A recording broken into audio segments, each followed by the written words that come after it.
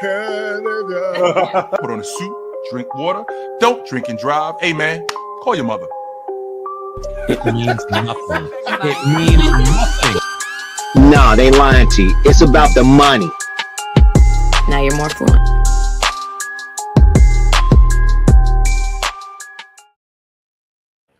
And good evening, everybody. Welcome to the latest edition of We Got Next. I'm Ricky Hampton with my great friend, the big fella, former Buck Center, Paul Mokeski, coming to you on a Monday evening. Hope everybody had a great weekend. You can tell by the caps that Mo and I have on.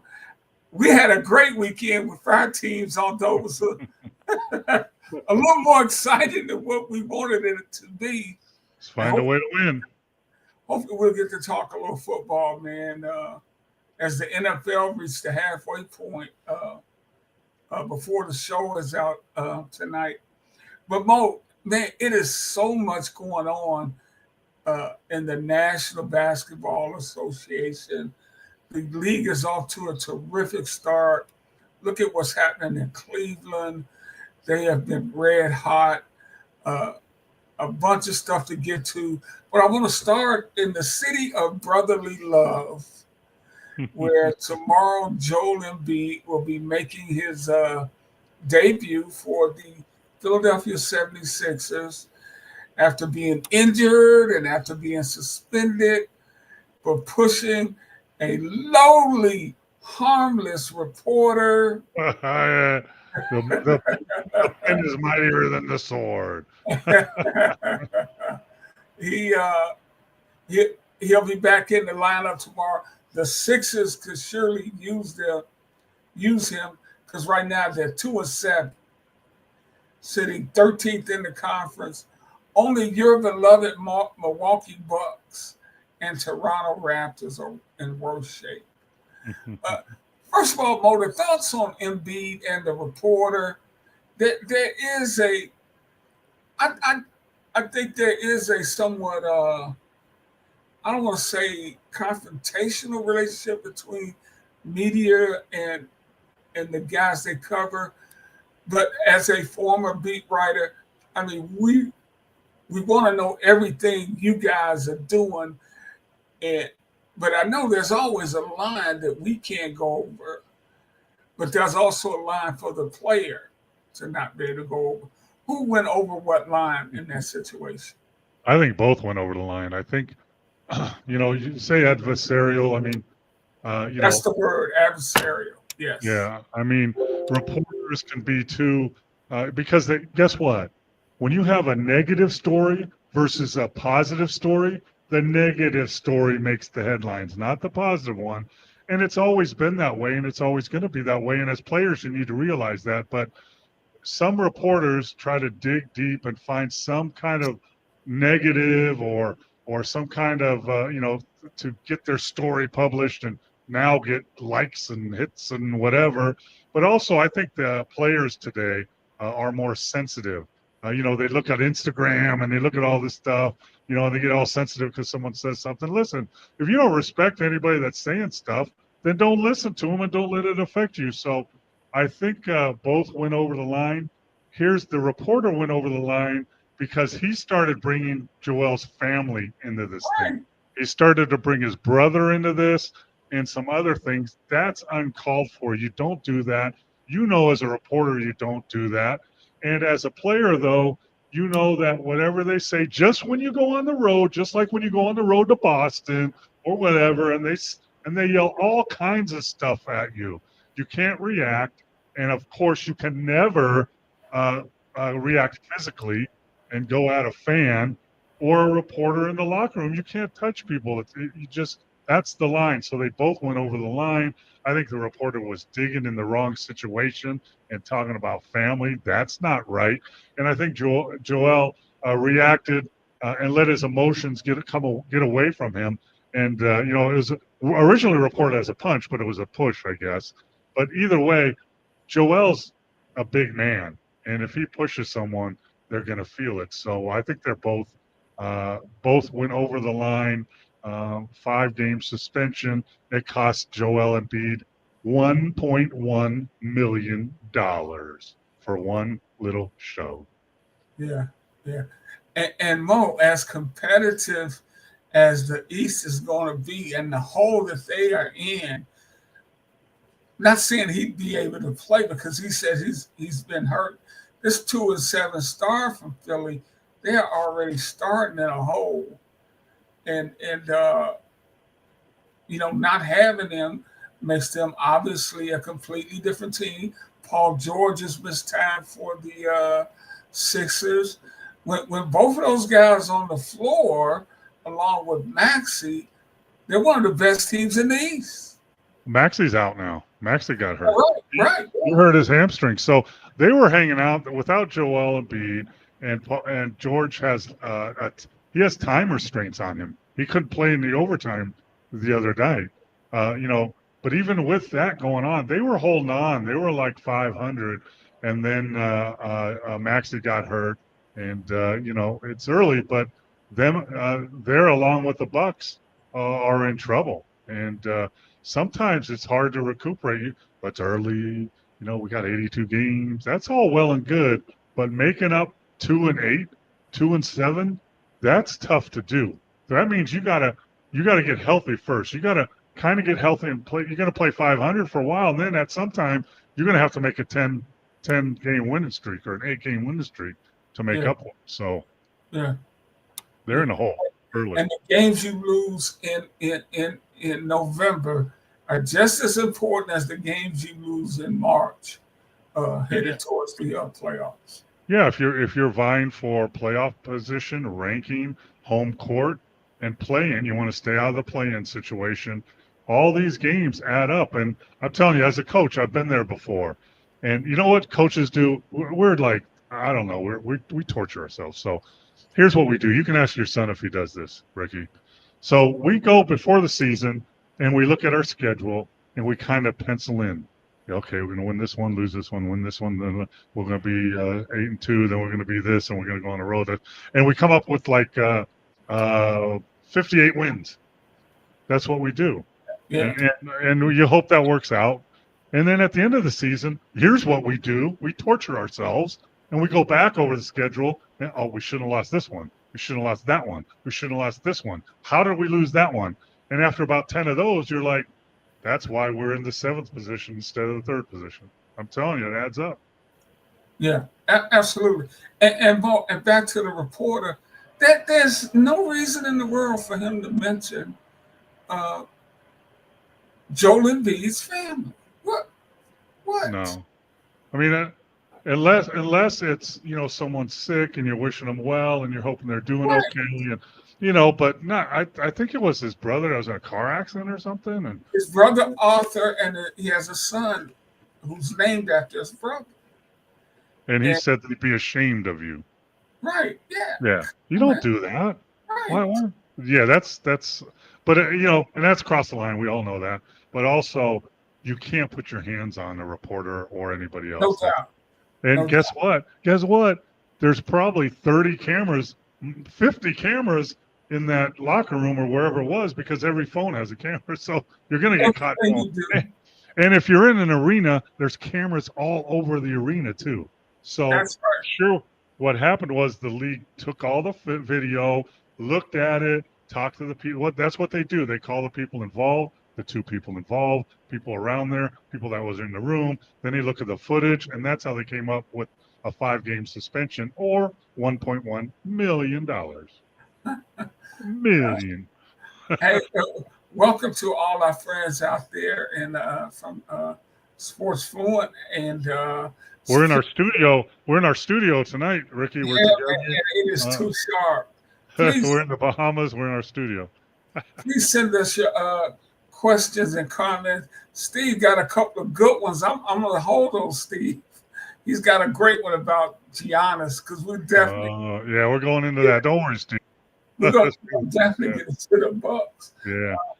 I'll give you a hint, right? I was his biggest fan a couple of years ago. Not so much anymore.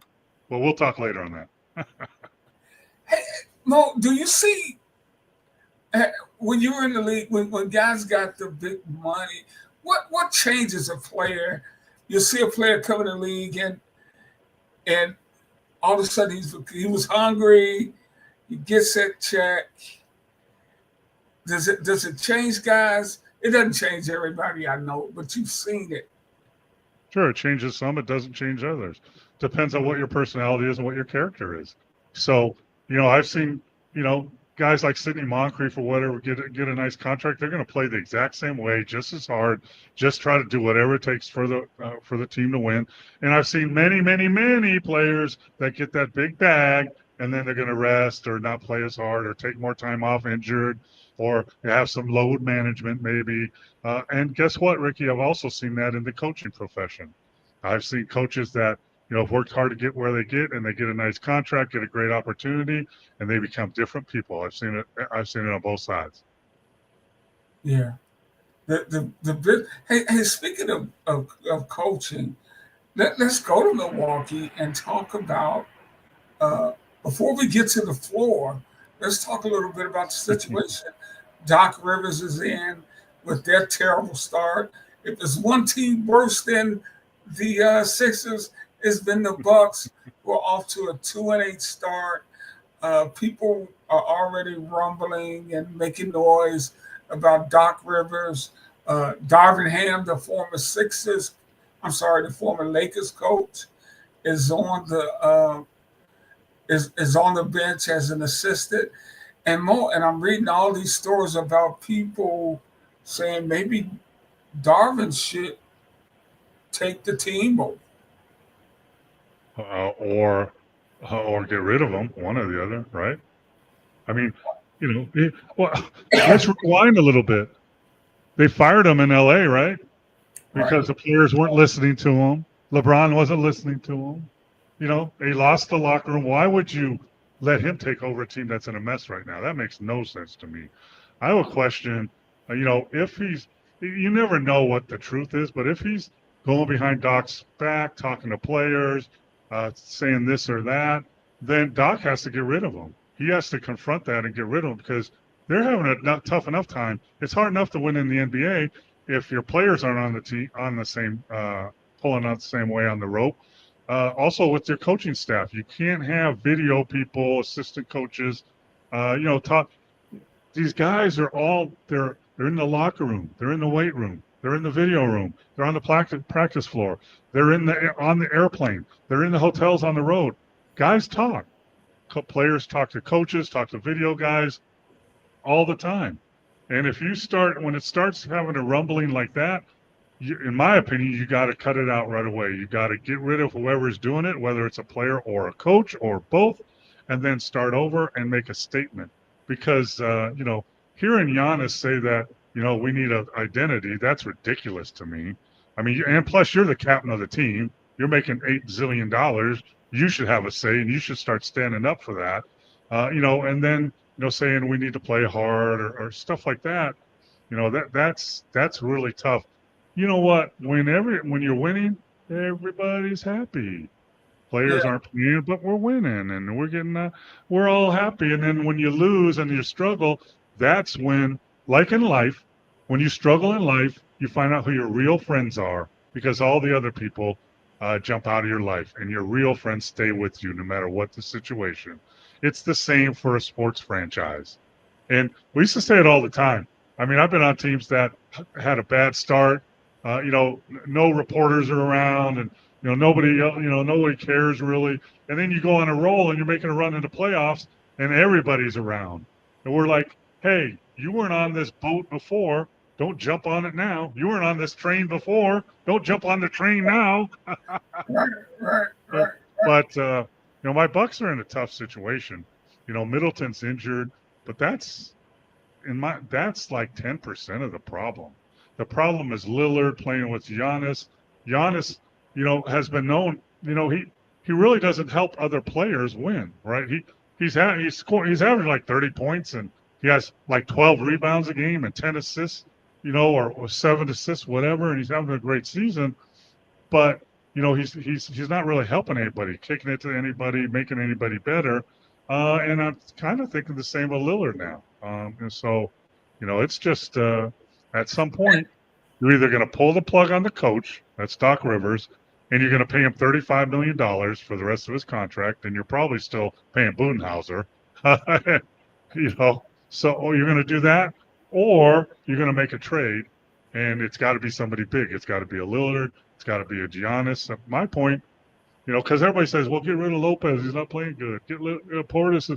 No one wants those. Someone would want Portis, I think, but you wouldn't get equal back. Everybody will want Giannis.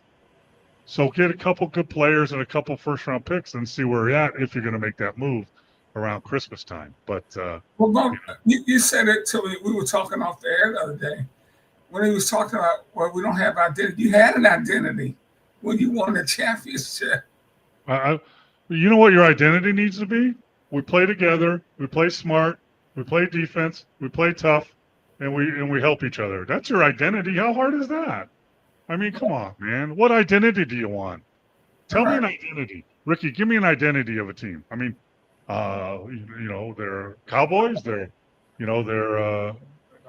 high fly. What? This makes no sense to me. We don't have an identity of our team.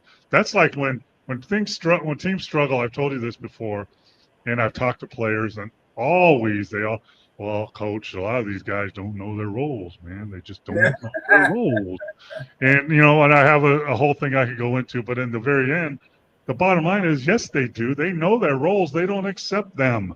They don't accept them. You need to accept your role and play it to the top of your ability, and then that's when you have an actual team that can win. And who did something the other day that I thought was pretty cool that you don't see a lot of in the league now. JJ Redick, the coach of the Lakers, brand new coach, he benched D'Angelo Russell for not playing hard, for not guarding. Yeah. I mean, Russell's a 10-year veteran. It's like that's been on the trading blocks forever, and they sign him to a big contract they shouldn't have because he's like this. His whole career is like this. And, and I applaud him because, well, first of all, I think he's got a 5-year contract, so he's okay for now. So he can do that. Second of all, it wasn't AD or LeBron, right? So you're okay. And, everybody could see D'Angelo Russell wasn't even trying. Go sit on the bench. Find me somebody that's going to try. Right. Hey, I want to put this up for Steve. I just cracked up when he wrote this about Giannis. He says Giannis holds the ball 22 seconds in the shot clock. but it really kind of looks like that, Mo.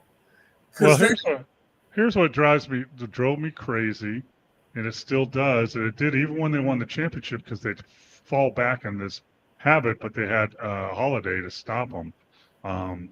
But what Giannis does is I'm telling you, I guess he could score 80 points maybe if he wanted to because no one can stop him. He's 7 foot, good jumper, long arm span. He's good at getting to the basket. He dunks it from all different angles, and they always call fouls. So if he wanted to, every time he can go to the basket, either make a basket and get fouled or get fouled every time, 100 times a game. But are you going to win that way? What are the other players going to do? You can't win that way. And it drives me crazy when he grabs a rebound, dribbles all the way down the floor, and then drives to the basket, trying to overpower 2 or 3 guys that are sitting with him in the lane and dunks it and gets fouled maybe. And everybody else is just like standing around. Like, okay, great. That's great. Now you could do that. Like Charles Barkley used to do that, but he would pick his times to do that. You know what? Why can't you just get the rebound, outlet it to Lillard or whoever, go down, run a cross pick, do something, catch it in the post, score, do other stuff. But he is ball dominant, and he's probably the most ball dominant 7-footer I've seen in a long time. I mean, he's like a train going to the basket. And his mid range hasn't got any better. He's shooting 50% from the free throw line. He's shooting 16% from the 3-point line. I could shoot 16% left-handed from the 3-point line with 2 bad knees. I mean, so they got some problems. And you know how you find your identity, Milwaukee Bucks? trade some people and bring some other people in. That's what you do when you want to change what's going on. Hey Mo, the coach player relationship, the locker room, the temperament and status of a locker room is very important, regardless of the sport. I know that, but for example, and this is the NFL, but it's still a team sport. The other day, Michael Parsons, after the Cowboys got lit up by the Eagles the other day, he said he doesn't care about whether. Let me read his quote. He says, Mike McCarthy can leave and go wherever he wants. I feel bad for the veterans here, like Zach Martin, who might be on their last way, on their way out. They put more time in than Mike McCarthy ever did. And he's telling this to the media. Not too smart, and he's not too smart because he has no idea how many hours and how much work a coach puts in.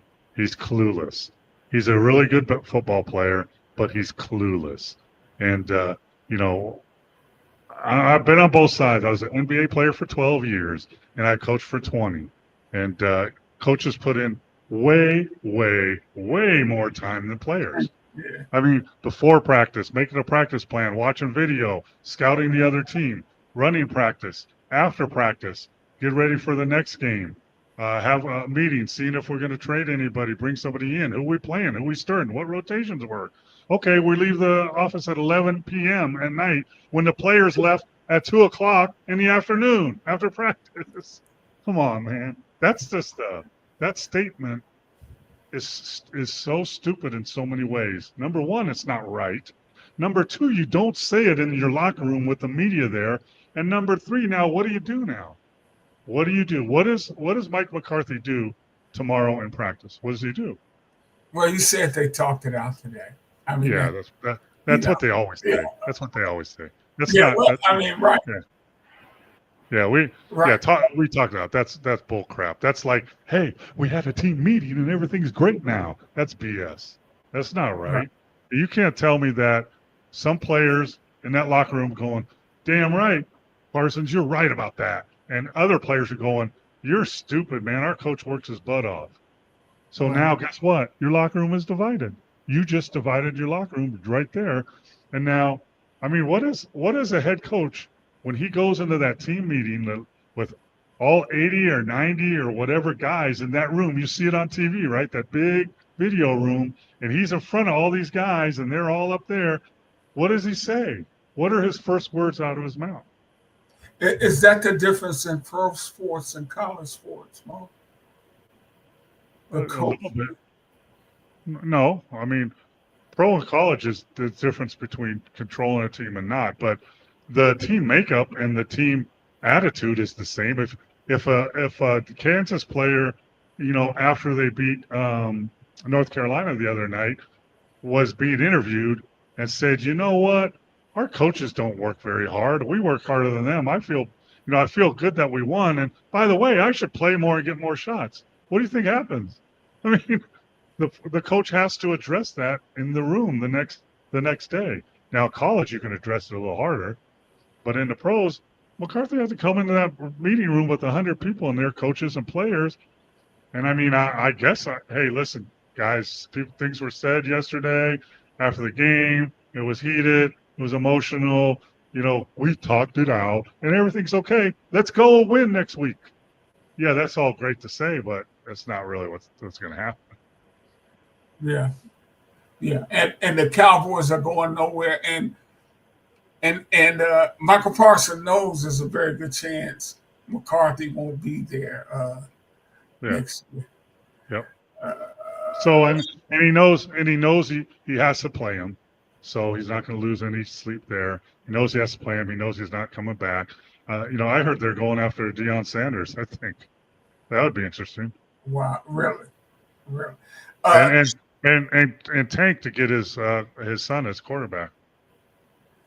The Sixers drafted great players who can't stay healthy.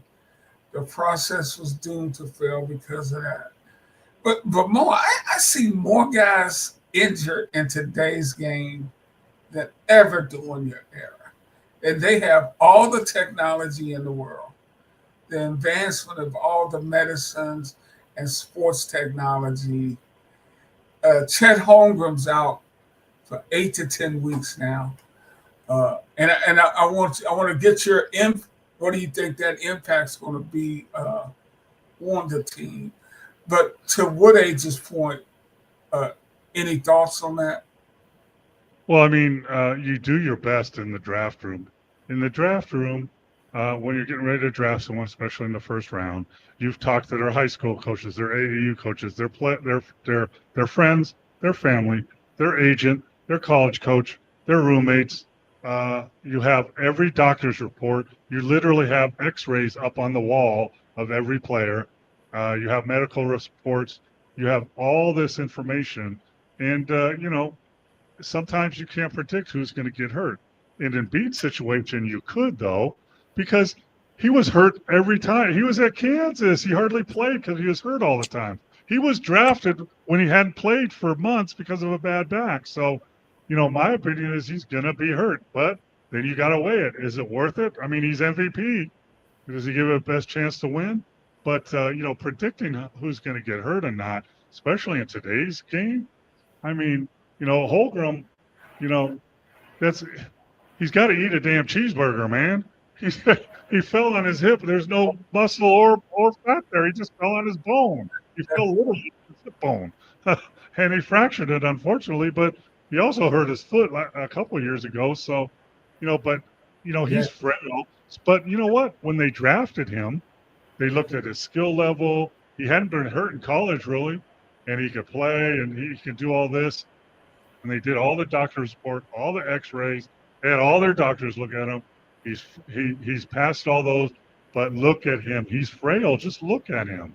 So 82 games playing a physical game. These things are going to probably happen, but we're going to hedge our bet and hope he can stay healthy enough to help us win. And it's unfortunate because they also signed Harkenstein, the 7-footer that the Knicks had last year, who's a really strong physical big at 7 foot.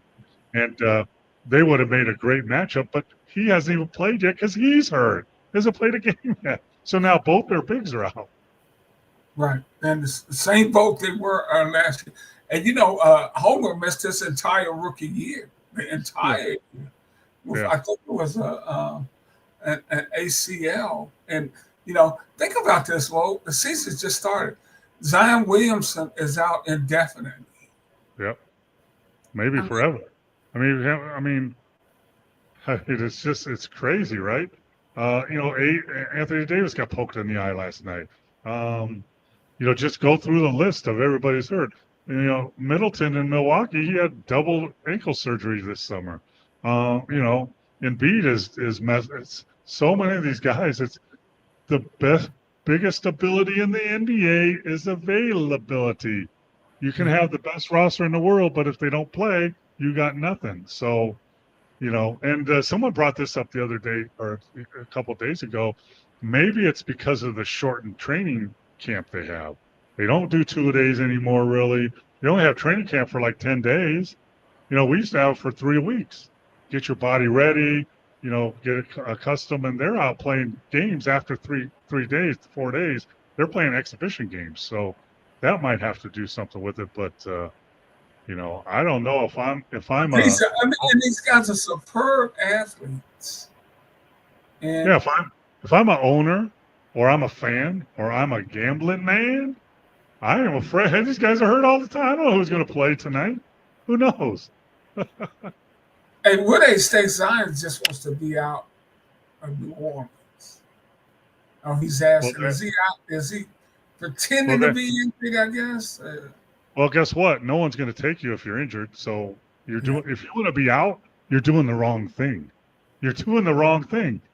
If you want to be out, you could deal with that in the offseason. You could be Ben Simmons, who hasn't played in 20 years either, and demand a trade. You could be Harden and demand a trade. Do that. But if you want to be out, you're an idiot to act like your hamstring's injured or play bad, because then guess what? Nobody wants you anymore. So, you know, you can't really do it that way. And if he wants out or not, who knows? But who the hell wants him? Who wants him? I mean, he's an enigma anyway. He's a 6'5" center that that's hurt all the time. Good luck with that. That makes what, $30 million a year? Ooh. And Mo, and the way he plays just seems to be very taxing on him physically, because like you said, he's undersized, so he has to bang and work for everything he gets Because he can't shoot. Yeah. Here's an idea. In the summertime, work on your jump shot. Maybe you can get some easy shots. Yeah. No, that's Yeah, I don't think he wants to work. I don't think he. I think he's in the NBA because he's a physical specimen. He's very good when he's on the floor. He can do phenomenal stuff. But does he really want this? Which is the case of a lot of the players today, I think. Hey, let's talk about what's actually happening. We're talking about all the stuff that's happening off the court. Let's talk about what's happening on the floor. And Mo, tell me if what I'm seeing from the Cavaliers is the real deal. They are 11-0. They are sizzling. Mo, their point differential is 12.5 points, almost 13 points a game better than opposition. So we've talked about them for the last 2 years, Yep. and I've told you every year that if they're healthy, they have one of the best starting fives in the league, right? I've told you that over and over. And guess what? They're healthy, and the players like, let's say Evan Mobley, who was just kind of a big guy that could finish around the basket or whatever, a good player, but he was asked to do a lot more, and he's gotten better. So if you look at their roster, I mean, I told you this before. Donovan Mitchell and Garland are maybe, besides Kyrie and Luka, maybe the best backcourt in the league. I guess Holiday and Brown, yeah. But they're right there with those guys, right? With their backcourt was one of the best in the league, top 5, right? Then you have Mobley, who's a 6'11" long 4, and you have Jared Allen, who's back now. He was hurt last year, remember? He's back now, and he's blocking shots. He's rebounding. He's filling that spot. Then they have LeVert, who was hot on the free agent market a couple summers ago. He was like the hot commodity when he was in Toronto, I think, and he's playing great. He's averaging 12. And then they have Okora, Merrill, and some other guys that are filling in, and they're all playing, and they're all accepting their roles. Yeah, and Max they're the Strus, real deal. and Max Strus, they'll get him. He's been banged up, And that's going to add shooting, big time 3-point shooting when he comes back. So, I mean, they're 11-0, and they don't. And when Strus comes back, they're going to be even better. So, guess what they're thinking? Like, we got this thing, because in the East now, remember we talked about a month ago. The East, you have Boston, Philly, Milwaukee, and who else? One more. Boston, Philly, And the Knicks. And the Knicks. Yeah, the Knicks. But now you don't have that anymore. You have Boston and Cavs. That's what you have. They're 11-0 and 9-2. The third place team, Indiana, is 5-5. Orlando 5-6. New York 4-5. Miami 4-5. Nets 4-6. Hornets 4-6. Chicago 4-6. That's to the 9th spot. So you have a separation between the Cavs now and Boston. And Boston, guess what? They'll get Porzingis back after Christmas, I think. So they're in the same boat as the Cavs are, except maybe even more so. And then all these other teams are game amongst each other from being 3rd spot to 9th. Right. So, but here's the good news for Philly and Milwaukee, right? You guys suck. You're terrible. You're at the bottom of the barrel. You're only 4 games out of the 3rd spot. Right. Think about that. You're only 4 games. You win 6 in a row, you're in the 3rd spot. That's crazy. That is nuts. Now, Mo, are you buying what Golden State is doing? They're 8-2, currently tied with Phoenix and Milwaukee for the best record in the West. I'm really impressed with what they're doing, but I'm gonna tell you, they've done this before, and they play small ball, right? They don't really have a center, and they do well during the season, and then when you run up against the Joker or AD and LeBron, or it would have been Holmgren and Hartenstein. When you run up to those teams in a 7-game series, you can run and gun and fast pace and shooting and play solid defense. That's all great till you hit a 7-game series that the teams are stronger, bigger, and more physical, and you got some problems. So my answer to are you buying it? I'm buying it for the regular season, but not in the playoffs for a deep playoff run. I still think if they would make a move and bring in not a superstar, just a big body, even a Plumlee type, even someone like that, or how about this? How about you get on Milwaukee ball and see if Lopez is actually on the trading? Hey, Paul, check this out. In the West, 6-4 record in the West is all the way down at the 11th spot. If that team was in the East, they would be in the 3rd spot. Yeah, and it happens a lot, but really, the Houston Rockets are 6-4, and they're in the 6th spot or 5th spot. So because in the West, you have Suns at 8-2, OKC at 8-2, but now Holmgren's hurt; they're going to go down. Warriors are 8-2, who are playing great. They're playing like an 8-man rotation, 9-man rotation that Steve Kerr was chastised for not playing enough players, Tatum in the Olympics, and now he's known for it, right? But then like Denver's 7-3, Memphis is 7-4, Lakers, Houston, Minnesota, Clippers are all 6-4, Sacramento 6-4, and Dallas, who's better than they're playing right now, is only 5-5. So that whole group they're only 3 games out of 2nd spot, 3rd spot. So it's still early, but you know what you do as a coach in the NBA? Like I told you, how you predict wins and then go back and feel like, why do we do that? You also play, because you have 82 games, you play in like 10 game segments. Okay, if we could be 7-3 now, and then 7-3 now, next, that's 14-6. We're in the top. And you kind of break it down. So now all these teams have reached their first 10 game segment, and they're seeing exactly where they are. And it's not time to panic yet, unless you're maybe Milwaukee and you're getting close to it. But after the next 2 10-game segments, and you're at 30 games now, and you're still sitting in the bottom, like some of these teams, then now you're going to see some movement. So it's interesting because both divisions have, 2 or 4 teams up the top, and then they got a bunch of people bunched up in the middle right now. It's going to be interesting.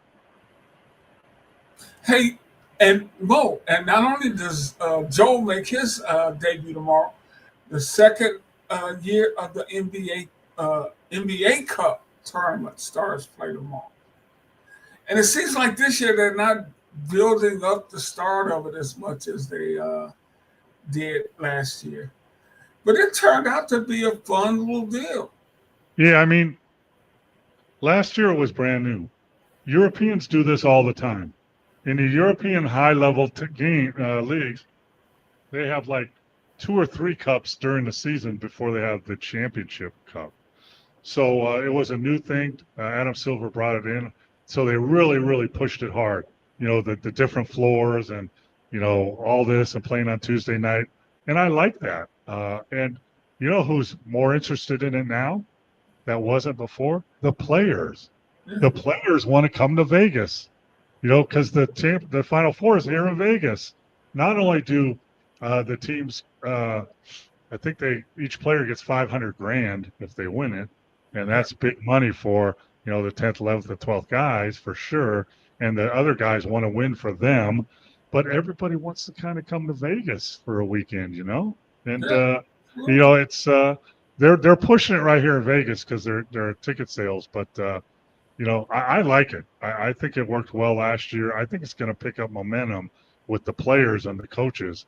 I heard I can't remember who it was, but after an interview of a game the other night, they said, "Yeah, we had a good win, and we're looking forward to Tuesday night when we start the tournament play." Yeah. So that means something too.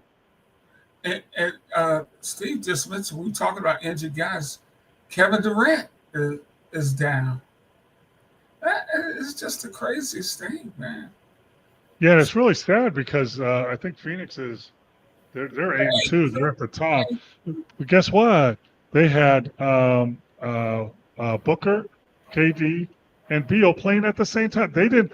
I think they've played more games now. They played 8 games together than they did all last year together, all 3. And now KD goes down. Or I'm not sure they're really cautious with it, which I don't blame them. So they'll bring them along slowly. But it's unfortunate that who it hurts is the fans that pay money to go see these games.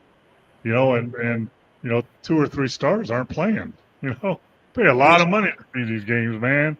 Hey, do you go out there and LeBron ain't playing, or Kawhi, is he ever going to play again? And now KD's not. Zion's not playing. Hey, but Mo, you know who was playing, and doggone it, every NBA front office should have been listening to you and all some of these so-called experts. When people were talking about Zach Edey, he's player of the year, but he probably won't even get drafted. We don't know if he's going to get drafted.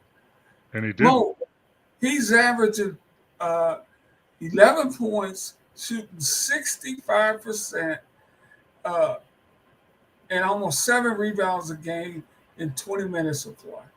And 75 or 80% from the free throw line. He's doing what? And he's a rookie, Mo. He's what? And he's just a rookie. Yeah, I mean, but he's like 24 years old, though. He's been in college a long time. Right. But you know what he did, and he's done it. You could see, look at his body now and what it was a year ago. And I could see it in the Chicago pre-draft that he's dropped about 20 pounds. And he's picked up some foot speed because he knew he had to do it. He's stretched out. I think he's shooting like over 40% from the three-point line too, because he stretched his. Not shooting a lot of them, but he's making them. But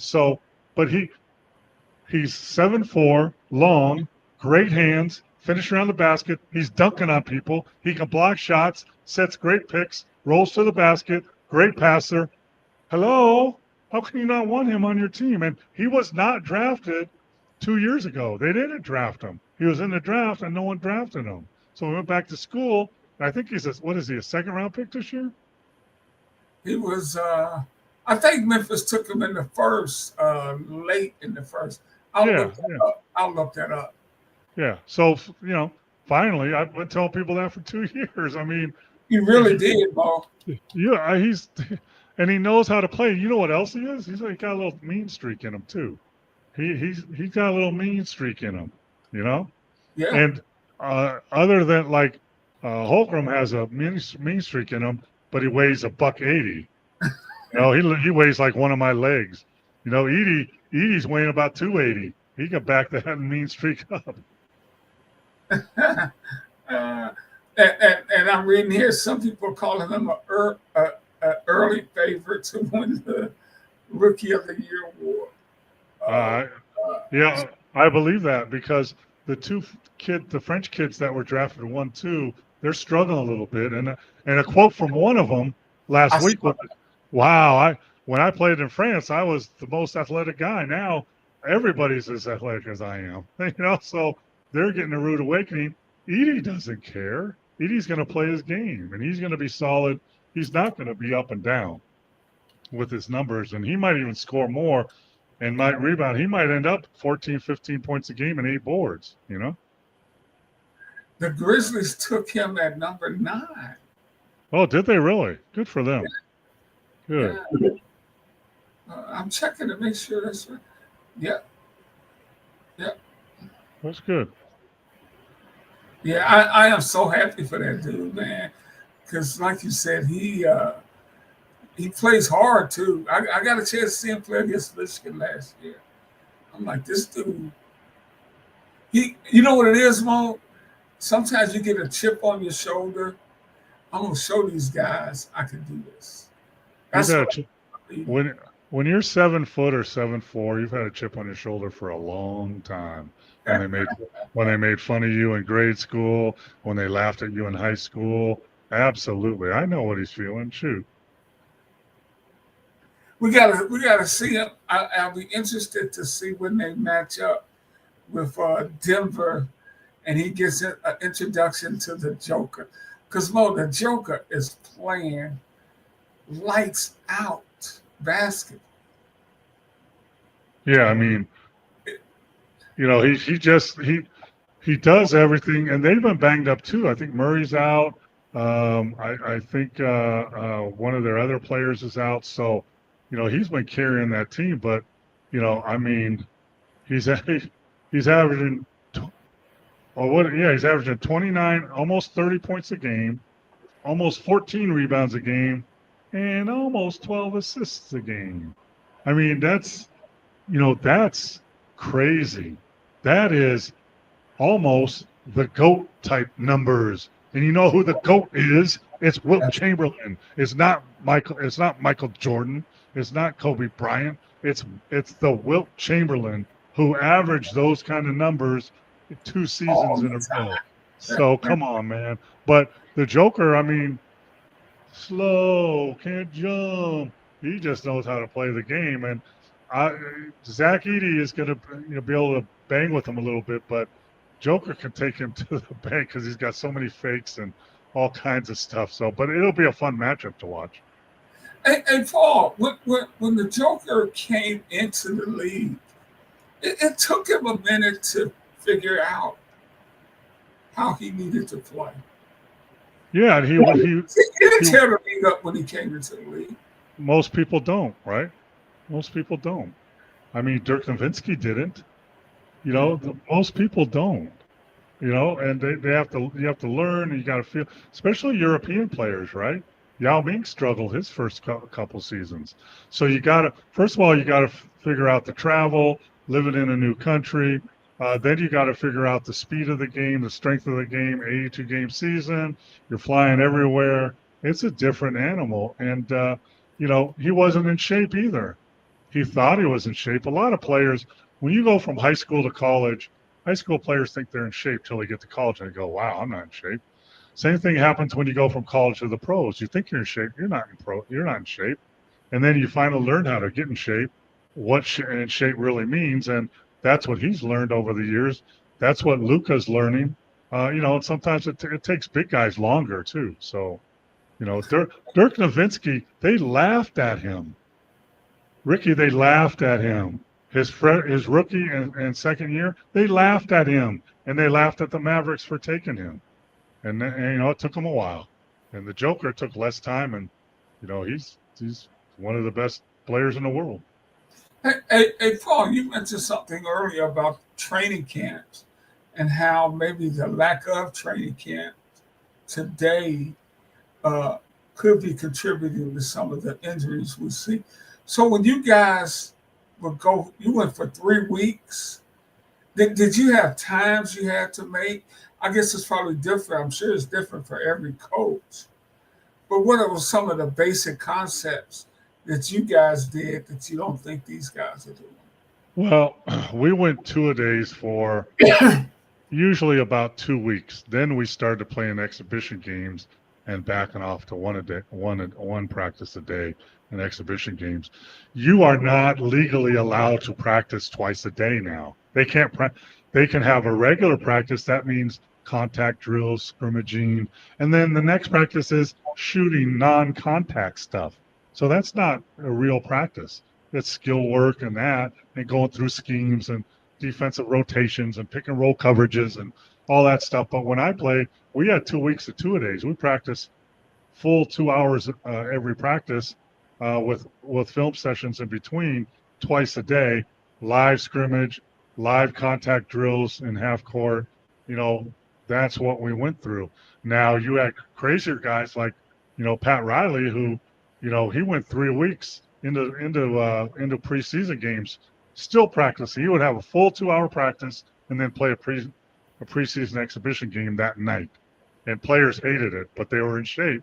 They really hated it. But it was tough to get through the 2 first weeks of training camp, physically draining. And and they don't do that anymore. They don't even have a week of that. They don't, because you can't even practice twice a day. You can have regular practice and a non-contact practice. So you know how that is in football. If you're not hitting, you're going to lose your edge. And I think that's now. I don't even think they have. I think they were playing games, exhibition games, like after 4 or 5 days, and that's, your body has to get used to it. And I think that is saying something about everybody being hurt now. Yeah. Part of. Yeah, that's interesting. And you can't tell me, don't tell me, and don't comment on here. Well, they're way more athletic now. You think, are they more athletic than Michael Jordan, Dominique Wilkins? I don't think so. Come on, man. No, not one bit. Not one bit. We're heading down the home stretch here, but we only got a couple of more minutes left. Any other issues on your mind as we head towards the finish line? Well, I just think it's really disturbing that we're a sports talk show. We have to talk about, a player pushing a referee, a player pretty much saying, you know what, my coach doesn't work that hard. He doesn't put that many out. Oh, are you kidding me? That kind of stuff. Don't you understand that everything you say is recorded and is going to get blasted out there? Maybe some people do. I know there's some ex-players out there, not going to name names, that say controversial stuff all the time, so they're still in the limelight. I could say some stuff right now, that would be crazy, and I could probably be on, ESPN or somewhere, tomorrow, but that's not the right thing to do. And I think players and coaches, and guess what? Fans, you can't freaking rip a glove off a right fielder while he's trying to catch a foul ball and then grab his arm and try to pull him in the stands. You can't do that. This isn't Malice in the Palace. Come on, man. Yeah, that was fun. I mean, that was assault and battery. I mean, just think, Ricky, you're walking down the street, you've got a glove on, and you're walking down the street, and 2 guys coming this way. One guy grabs your glove and tries to take it, and the other guy grabs your arm. That's what happened. Come on, man. But I just that crazy stuff like that happens, but seems like it's happening more and more now. And I pay. Well, what did the guy say? We own this wall. They know we own this wall. This isn't a gentleman and whatever that thing is. This isn't Jack Nicholson. You need me on the wall. You want me on that wall. That's not what it is. It's a baseball game. Oh man, I just heard the passing of John Robinson, the great football coach at USC, and the LA Rams passed, 89 years old. Condolences to the Robinson family. He has some great teams out there at USC. He's a legend. I coached at USC in 2000, and our offices were across the hall from the football offices, and then they had an area, the Heisman Trophy area, and then they had like pictures of former coaches, and he was up there, and his records and his his legacy was not forgotten and won't be forgotten. Just a great coach in person. Condolences to the Robinson family. He was a great coach for sure. Mo, we forgot John Morant is down. He has a hip injury. Yeah, I think he took a bad fall or something, and fell awkwardly, or I mean, he's one of those high flyers, man. That the thing about you got to land too, right? Yep. You got to land, and you got, like I've told you before too, like Anthony Davis and some of these guys, when they fall, it looks like Dwayne Wade was that way. He fell hard.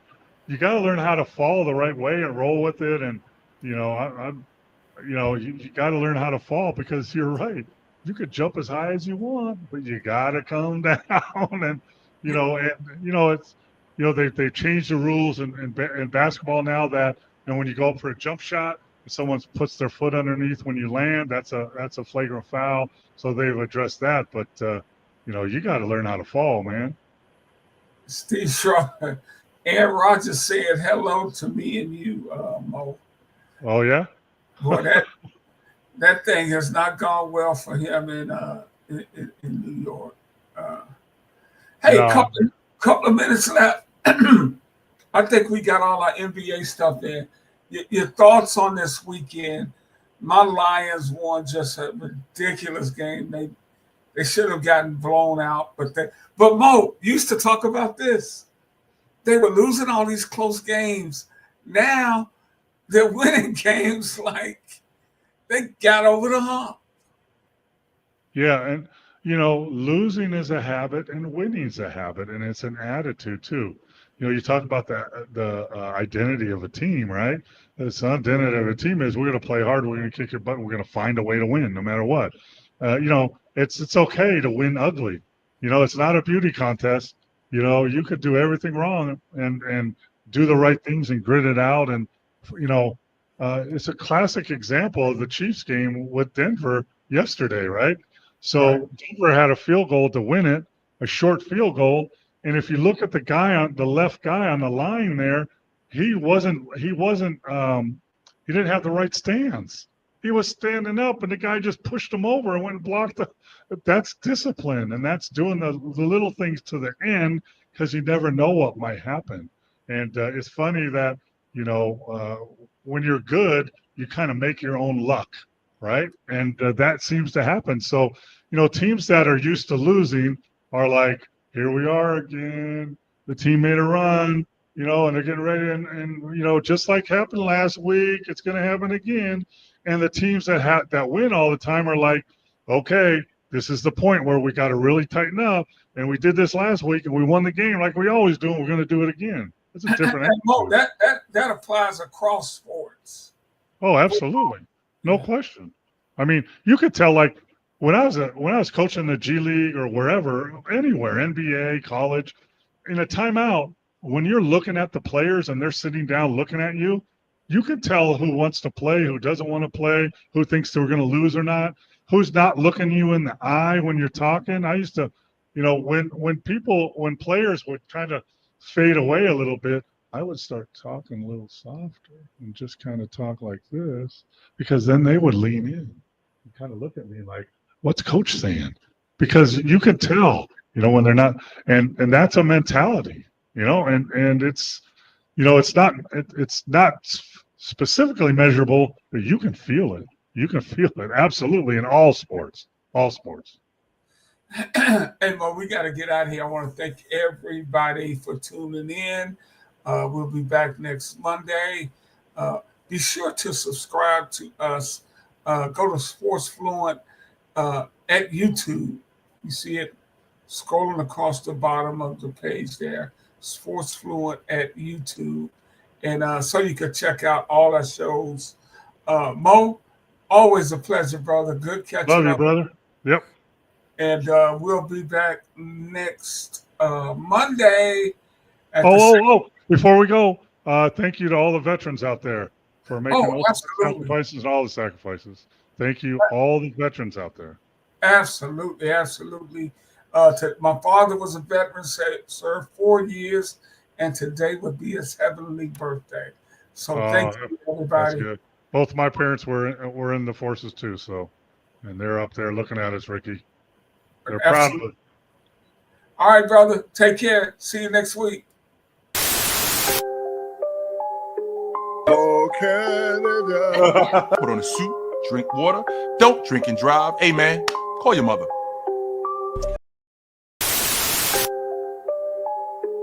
Oh, Canada. Put on a suit, drink water, don't drink and drive. Hey man, call your mother. It means nothing. It means nothing. Nah, they lying to you. It's about the money. Now you're more fluent.